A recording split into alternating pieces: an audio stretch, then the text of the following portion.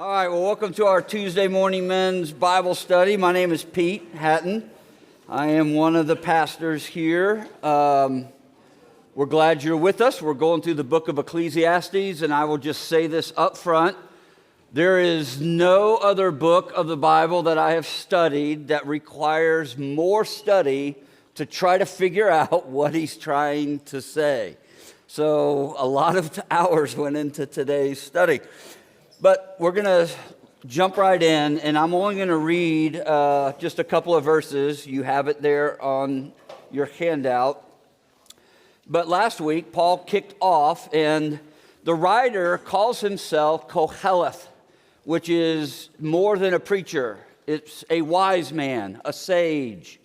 And some believe that Solomon is the one who wrote it. I don't know if he did or not. It's not completely clear. But this book is about Koheleth's quest to find meaning in life.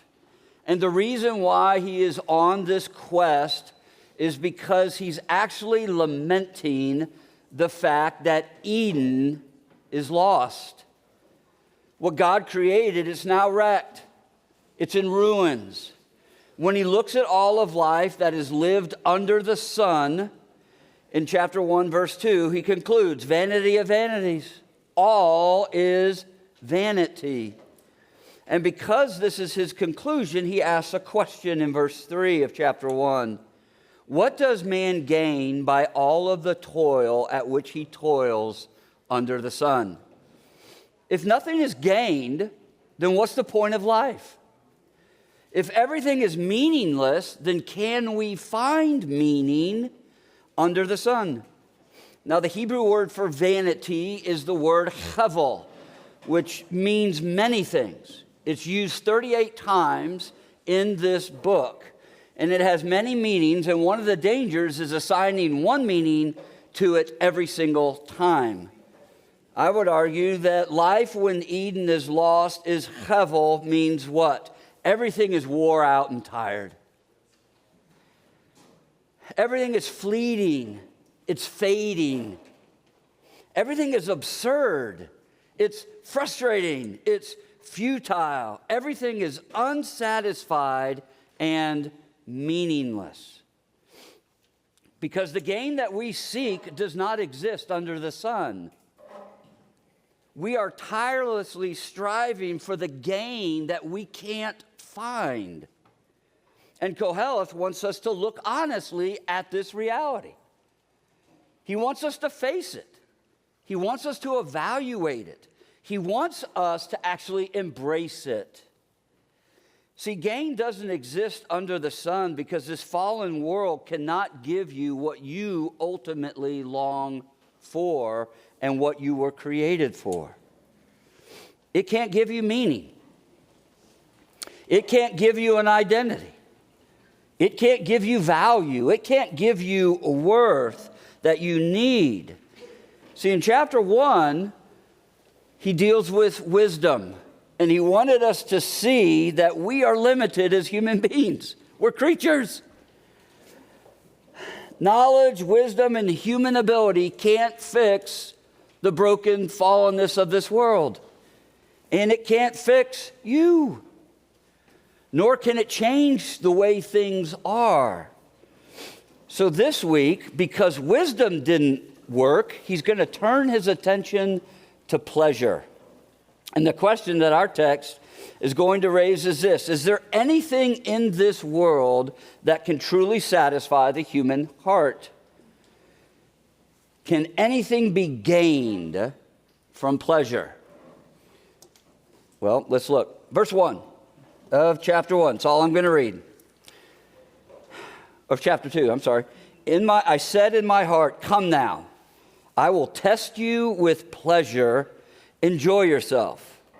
But behold, this also is vanity. This is the word of the Lord. All right. Now, radio personality Paul Harvey, he tells this grisly story of how an Eskimo goes about killing a wolf. He says, first, the Eskimo will coat his knife blade with animal blood and then freeze it. And then he'll add another layer upon layer upon layer where the blade is completely concealed by frozen blood. And then next, the hunter would fix his knife in the ground with the blade up. When a wolf senses the blood, he goes over and finds the bait and begins to lick it. And before you know, he licks faster and faster. They get more vigorous until the blade keen edge is bare. So feverishly now, harder and harder, the wolf licks the blade in the Arctic night. So great becomes his craving for blood that the wolf does not notice the razor-sharp sting of the naked blade on his own tongue, nor does he recognize the instant at which his insatiable thirst is being satisfied by his own warm blood. His carnivorous appetite just craves more until the dawn finds him dead in the snow. What's the point? People who seek to find meaning in life from pleasure can easily become consumed by their own desire. See, the danger of pleasure seeking is that it feels good for a while, right? But when it can't ultimately satisfy, it leaves you empty with a stronger desire to be filled. The longer you go without being satisfied, the more intense the pursuit to be satisfied becomes. This is where people will do anything to satisfy it. This is why the grass is greener. We fall for that over here, thinking that, oh, this is better. This will satisfy. This is where we believe I can get it over here instead of here. This is why people's lives so easily spin out of control. This is why pleasure can easily turn into addiction, because we need more of it to stimulate us. See, what's interesting, too, is when you stop and think about it, what leads people to seek satisfaction from pleasure a lot of times is simply because we're bored. When we're bored, we feel like we have to do something. Being bored is not fun, so we got to do anything to try to find some pleasure. Or for others, it's we want a distraction. Or we want to escape. I don't want to face something. And I just want something pleasing to distract me. Or to help me escape from it. I want something to just shut my mind off after a long, hard day of work, so I will just veg out in front of the TV for hours upon hours at night. Or for some of us, we want something to numb the pain. Life in a broken, fallen world is painful. And because it's so painful, I want some kind of pleasure. I deserve some kind of pleasure. Because things aren't pleasurable. So what do? We turn to shopping. We turn to food. We turn to pornography. We turn to alcohol, drugs. We turn to hooking up with another woman every night. See, what's so fascinating in chapter 2, it's interesting because in chapter 1, he's pursuing wisdom. And he concludes in chapter 1:18 that in much wisdom there is much vexation. He who increases knowledge increases sorrow. So after coming to the conclusion that even wisdom is vanity, he immediately turns to pleasure. After he experiences the frustration and the pain that wisdom is hevel, the very next pursuit to find meaning and gain is from pleasure. Look at chapter 2, verse 1. I said in my heart, come now, I will test you with pleasure. Enjoy yourself. Chapter 2, verse 10, and whatever my eyes desired, I did not keep from them. I kept my heart from no pleasure. See, seeking pleasure after experiencing pain, it makes sense, doesn't it? When things aren't pleasurable, we want some kind of pleasure. Now, let me state this up front, right at the beginning here. Seeking pleasure is not wrong. Pleasure, in fact, is a good thing. In chapter 2, verse 24, Koheles says, pleasure is a gift from God.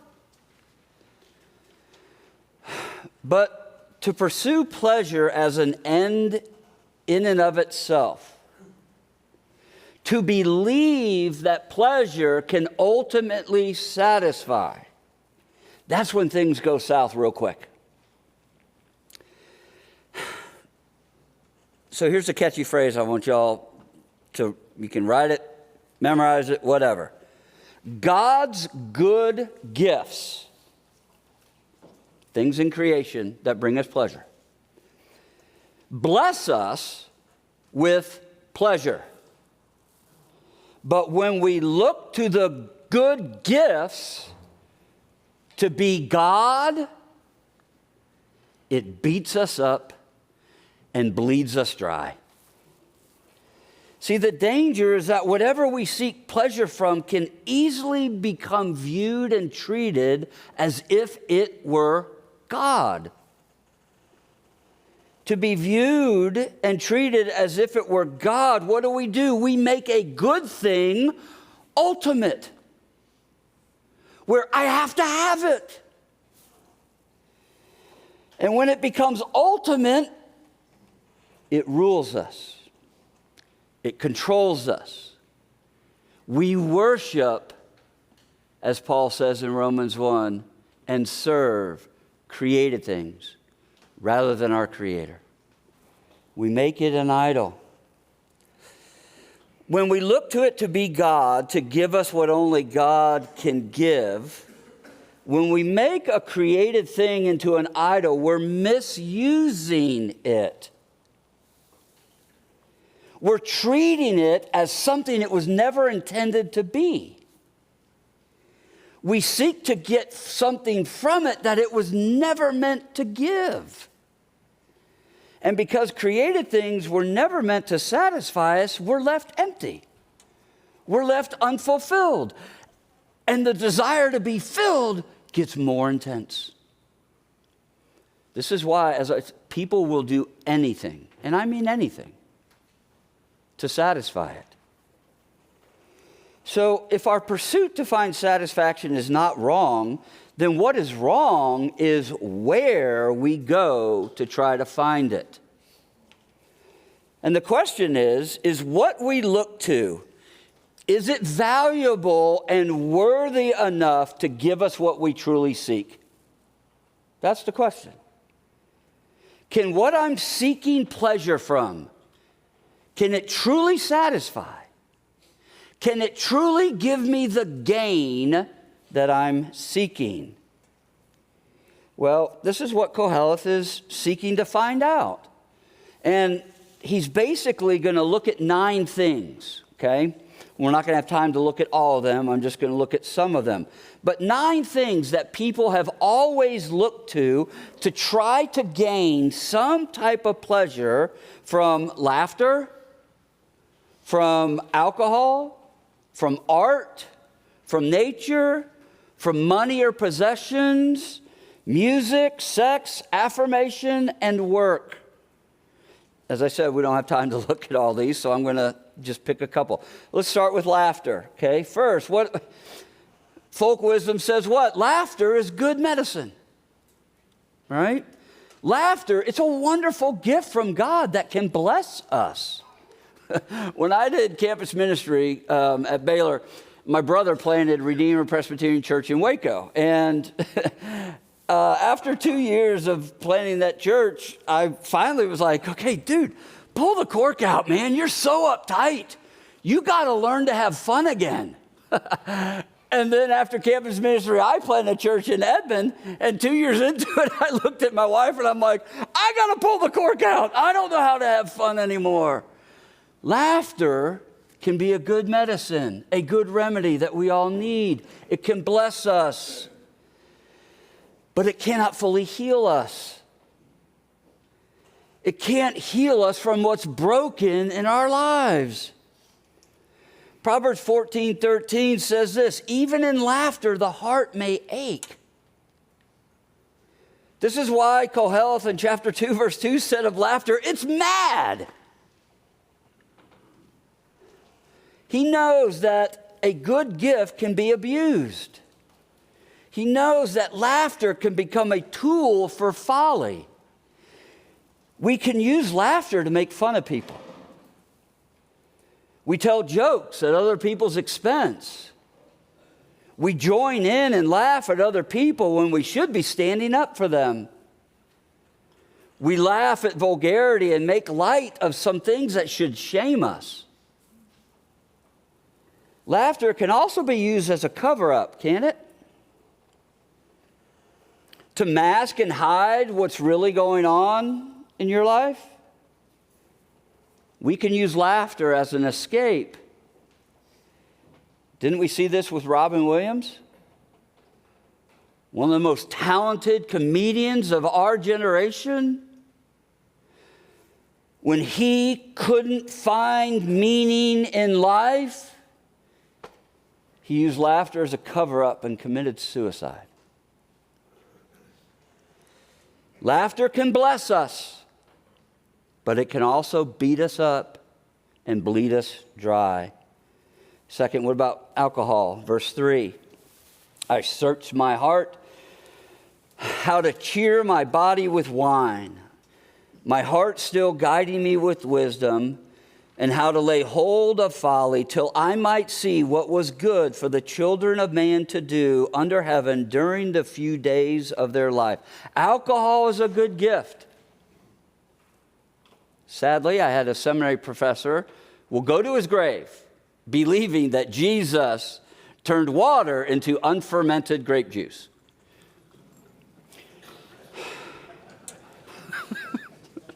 I'm glad. It's still early. Okay, getting up before the sun rises should be outlawed. That's all I can say. All right, so alcohol is a good gift. Koheleth, in chapter 9, verse 7, he's going to say wine can give us a merry heart.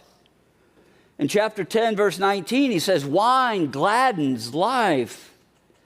Now, some scholars, they believe that he's only a connoisseur here, just a moderate connoisseur, that he never got drunk because he says, my heart still guided me with wisdom. But if you are seeking pleasure to the fullest and have at it, basically is what he says, then I find it hard to believe that he never got drunk in order to truly test the pleasure of alcohol, to see what it would do to him. But either way, what's his point? Is that neither the moderate connoisseur nor the drunkard can find true gain in the glass.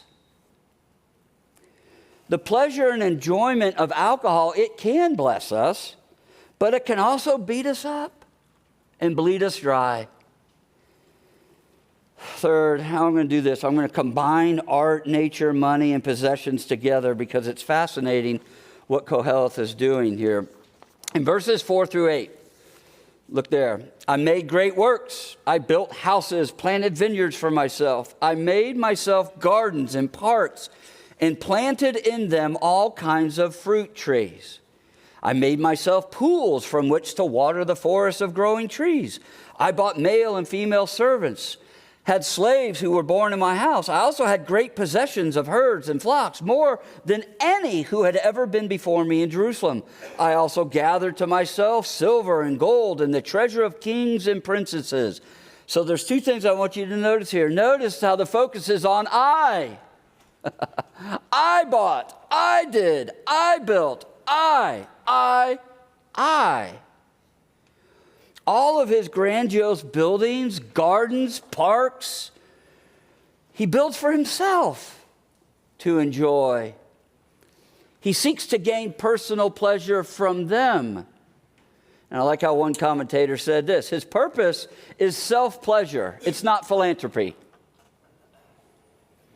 And then the second thing I want you to notice, you can't miss what he's alluding to here. Creating grandiose things, gardens, planting all kinds of fruit trees. Sounds familiar, doesn't it? He's trying to create paradise. He's trying to create Eden. And yet in verse 11, then I considered all that my hands had done and the toil I had expended in doing it. And behold, all was vanity, a striving after the wind. There was nothing to be gained under the sun. All of these things are good, but they bring no lasting, satisfying gain. And when we misuse them to try to be God, it beats us up and it bleeds us dry. Sex. God made us sexual beings, and He intends us to enjoy sex in the right context. Marriage between one man and one woman is God's intent. Not only so that we could express and satisfy our sexual desires, but also to be a place to protect us from sexual immorality. Now, it is believed that Solomon also wrote the Song of Songs, which is about the pleasures of a husband and wife sexually. It's so graphic, it'll make you blush. Proverbs 5, Solomon, he's writing as a father, giving wisdom to a son. And listen to what he says: be intoxicated with each other's lovemaking. He's commanding married couples, be intoxicated with making love to your spouse. And then he commands them, drink of it, be filled with it, be captivated by it. So there's no way you can conclude that God did not intend sex to be pleasurable. There's no way. And I know this is hard for some of us to believe, but God actually takes delight in a married couple having sex. But even when sex is biblically done in marriage, it's not the end all. Sex is great. It's designed by God to be pleasurable, but it's not the lasting gain that will truly satisfy us. Now, don't forget, the same man who wrote the Song of Songs, if it was Solomon, he also had 700 wives and 300 concubines. Holy cow. No one could out-brag Solomon in the locker room. Right? Nobody. If he wanted to be with a different woman every night, it would take him over 2.5 years to do it. Think about that. Some of y'all are like, yeah, think about that. I mean, he had 1,000 different women from all over the world at his disposal who would please him in any way he wanted to be pleased. And what's interesting is that in 1 Kings 11, it's the women that led to Solomon's downfall, right? The pleasure of all these women turned his heart away from God towards idols. And that's why the kingdom divided, just like his heart was divided. See, sex is a good gift that can bless us in the proper context. But man, it beats us up and it bleeds us dry when we look to it to satisfy our deepest heart's longing. Here, yeah, we don't have time to look at affirmation and work. Gosh. Work is Work. That's all it is. It's a vocation. Your job is your job. Don't elevate it to try to find meaning and identity from it. So, I'm a lawyer, I'm a doctor, I'm this, I'm that, I'm better than you is basically what we're looking for. We're looking for the affirmation from what we do to try to fill us. And it can't. It's a good gift. But when we make it ultimate, it beats us up and bleeds us dry. So, all right, how do we handle these 9 things rightly then? Look at verses 24 through 25.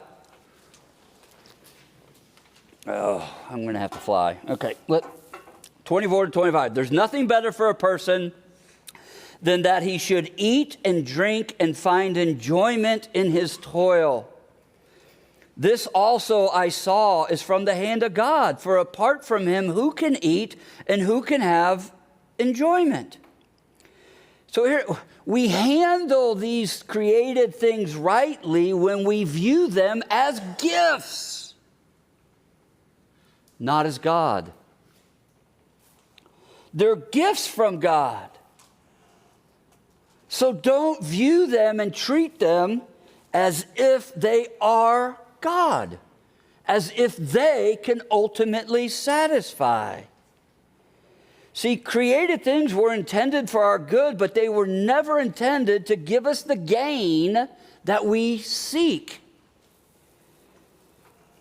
Which means we need eternal pleasures that come from above the sun. We need what David says in Psalm 16, verse 11, you made known to me the path of life. And what is it? That in your presence,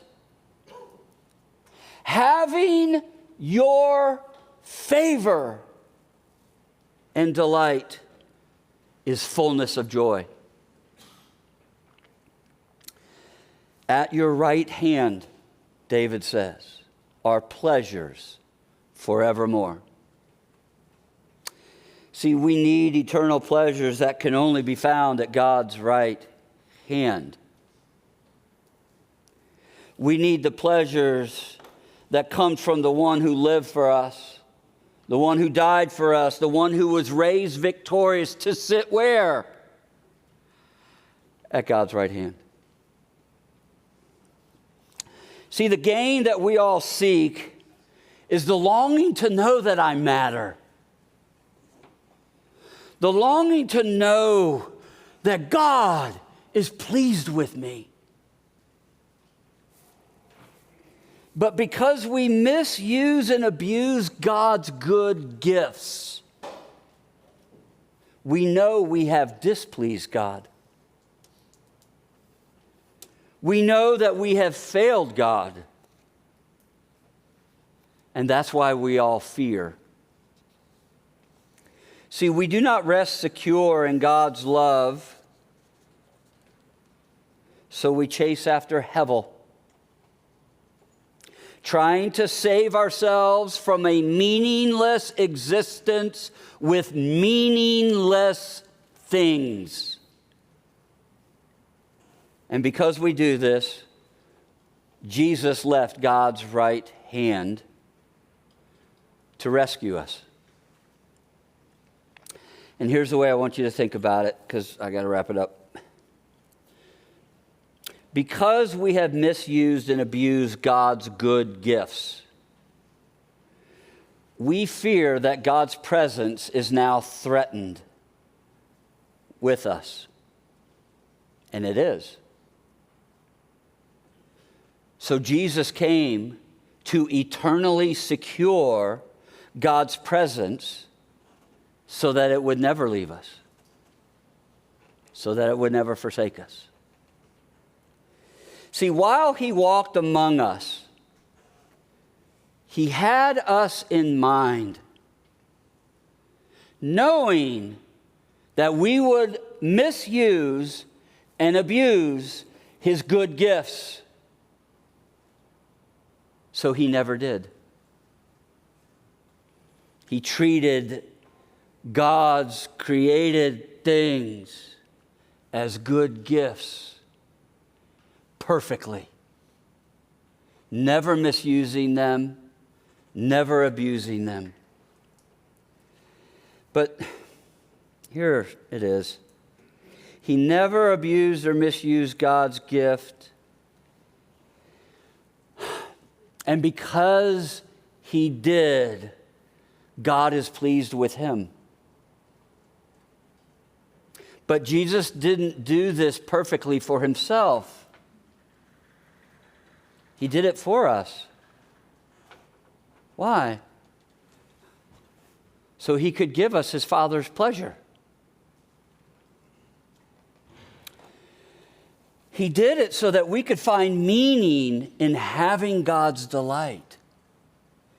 He did it so the longing that we were created for could be met. He affirms you.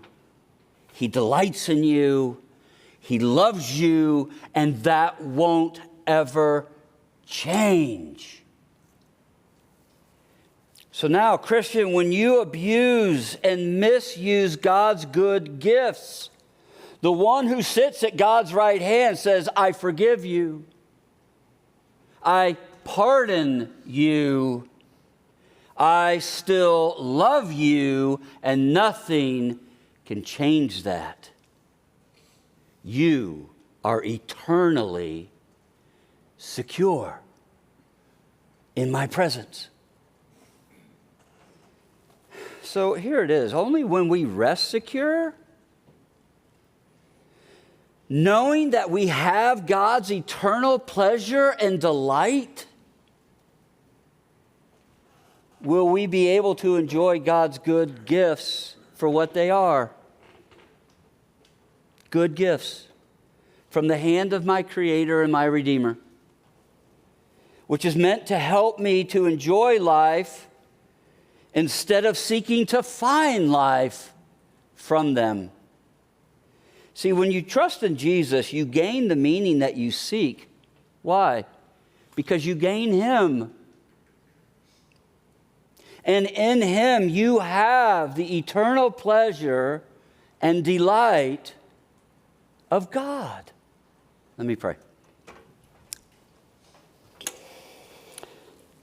Heavenly Father, gosh, this book, what I love about it is that it takes an honest look at life in a broken, fallen world.